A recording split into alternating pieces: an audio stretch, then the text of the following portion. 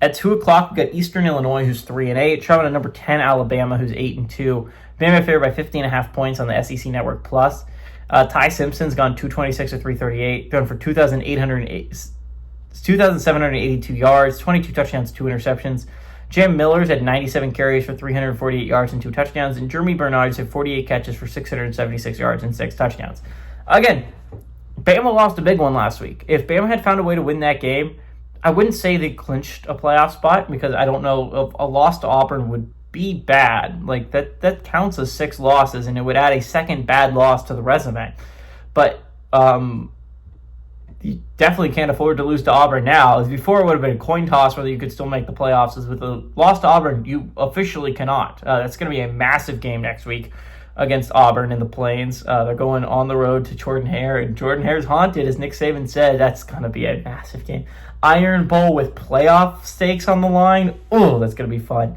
Auburn wins, they get to go bowling. If Bama wins, they go to the college football playoffs. They sit at the 10th seed in the college football playoff poll. I honestly agree with that. I think they should be the number 10 seed. I'm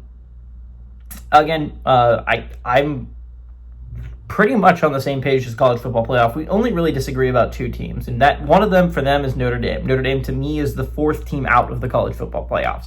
The Fighting Irish lose tiebreakers to Miami, who doesn't have a great at-large resume right now. Now, again, they could move up, obviously, but, like, again, USC and Michigan are being dragged down by tiebreakers. So, again, if USC was to lose, Michigan would honestly become a really great candidate for that at-large berth. But, again, Bama is in a great spot. They're not in a great spot. They're in a good spot to still go to the college football playoffs. I don't see a team passing them, mainly because they're the 10 seed, because they lose tiebreakers to Oklahoma, which brings them down. If they were the 10 seed just naturally, and they don't play anyone this week, they can't add to their resume, I would legit be worried about a team like Virginia being able to pass them. A team like Georgia Tech or Utah being able to pass them for that spot. But since, honestly, Bama has about the 7th best resume in college football, if it didn't come down to tiebreakers and that drag them down to below Oklahoma's level, I think they would be in a good.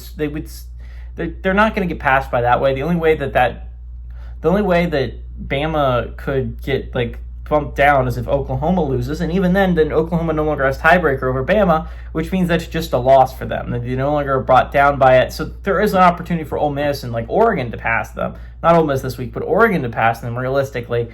But again, I don't think Bama's going to actually lose any spots this week. I expect them, when we're talking about them next week heading into the big Auburn game, that they're still sitting at my 10 spot. Unless Oklahoma loses, which honestly would probably boost them up for me. They would move past Oklahoma and they would be my about 7-8 seed. So honestly, kind of an Oklahoma hater if you're Bama, because I think it would bump you up.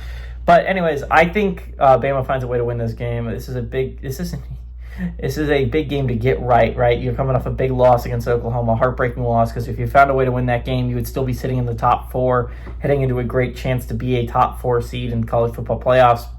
But I think Bama is going to get this one, and I think they're going to win, and I think they're going to cover heading to that big matchup against Auburn.